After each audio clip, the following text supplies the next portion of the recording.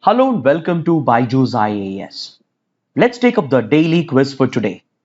Let's look at the first question. Consider the following statements. PM 2.5 and PM 10 are capable of penetrating deep into the lungs, but PM 2.5 can even enter the bloodstream, primarily resulting in cardiovascular and respiratory impacts. As of now, National Ambient Air Quality Standards does not meet the WHO's existing standards. Which of the above statements is or are correct? See, both the given statements are correct, so option C is the right answer.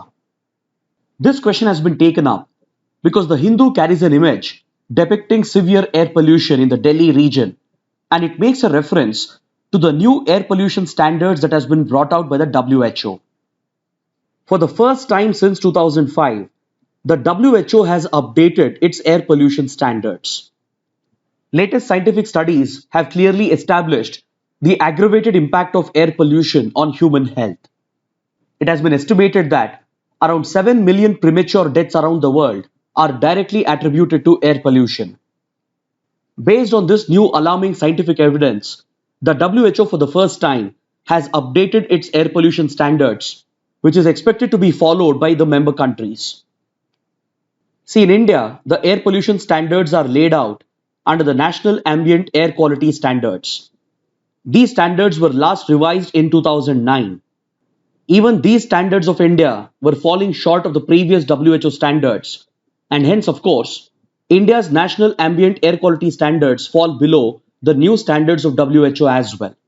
So this is what makes the second statement correct. Even the first statement is correct because particulate matter 2.5 and 10 cause enormous damage to human health because they not only penetrate the lungs, but especially PM 2.5 can even enter the bloodstream and have an impact on the cardiovascular system and the respiratory systems, and even affect the functioning of the other organs. So that makes the first statement correct as well. Hence, option C is your right answer. These new standards brought out by the WHO will become the global norm, which will be soon followed by countries around the world. See, in 2005, the upper limit for PM 2.5 was laid down at 10 microgram per cubic meter. In the latest standards, which was brought out just a couple of days ago, this has been brought down to 5 micrograms. And the 24-hour limit in a given area used to be at 25 microgram. Now this has been dropped to 15 microgram. Then for PM10, the upper limit was 20 micrograms, and now this has been revised to 15 micrograms. For PM10, the 24-hour average was 50 micrograms previously. Now this has been brought down to 45 micrograms. Whereas India's National Ambient Air Quality Standards fall short of these WHO standards because the limit for PM 2.5 is 40 microgram per cubic meter and the 24-hour limit is 60 micrograms. This is way above the WHO standards. And for PM10, the standards laid down was 60 microgram per cubic meter annually, and for a 24-hour period, it is 100 micrograms. So India's air pollution standards were way below the WHO standards that existed previously. Now with the updated standards, India still has to catch up, and India will not only have to upgrade these standards, but it will have to work harder under the National Clean Air Program, which aims for a 20 to 30% reduction in particulate matter concentration by 2024 in 122 cities. Now coming to the second question, fast and secure transmission of electronic records, or FASTA, recently seen in news, is an electronic toll collection system operated by the National Highways Authority of India, a system conceived by the Supreme Court to ensure bail orders reach jail authorities swiftly, an investor facilitation portal for ease of doing business, a secure cloud-based platform for storage, sharing, and verification of documents. The correct answer is option B. See, according to this article in The Hindu, the Supreme Court has introduced the FASTA system to enable the swift transmission of Supreme Court orders such as bail orders to the jail authorities. It will provide for electronic communication of the bail orders to the prison authorities and all the other concerned agencies so that those who are granted bail by the court are released as soon as possible in order to protect and uphold the rights of the accused. Let's look at the third question. Arab Spring, a series of anti-government protests, originally started from which country? Egypt, Lebanon, Syria, Tunisia. The correct answer is option D. It started in Tunisia. See, Arab Spring was a series of anti-government protests, uprisings, and armed rebellions that spread across the Middle East North Africa region starting from 2010. This revolutionary movement first began in Tunisia, which is a small North African country, and initially these protests and uprisings were largely pro-democracy movements against dictatorships and authoritative rules. This movement took root in Tunisia by largely leveraging the reach of social media platforms such as Facebook, which had just started to become popular, and it allowed the people of the country to organize and protest against government corruption and against the authoritative rule of the dictatorship. In Tunisia, the movement succeeded in throwing out the government, and as a result, this revolutionary idea spread like wildfire across the region. It quickly spread to other countries such as Egypt, Libya, and within a year, it engulfed much of the Middle East North Africa region, and it led to a lot of instability in this region. Initially, this movement was largely organic and driven by the people from the grassroots, and the revolutionary movement succeeded in Tunisia and later in Egypt as well. But very quickly, the movement was hijacked by external powers, that is, by regional powers and global powers, who used the movement as an excuse to push for regime change, and this eventually pushed many countries into a state of civil war as well. For example, Libya and Syria, if today they are in a state of civil war, it's because regional and global powers, they hijacked the momentum of Arab Spring and tried to topple the governments in these countries. So the Arab Spring has had a long-lasting impact in the Middle East North Africa region, and this question was taken up because we have an article in the Hindu that refers to the descent of Tunisia into dictatorship again. After having successfully toppled an authoritative government, Tunisia was looking forward to a democratic government. But over the years, several political changes have taken place, and the current Tunisian president, Kais Saied, has further increased his own powers by abolishing and suppressing the powers of the parliament and the lawmakers, thereby pushing the country again towards dictatorship.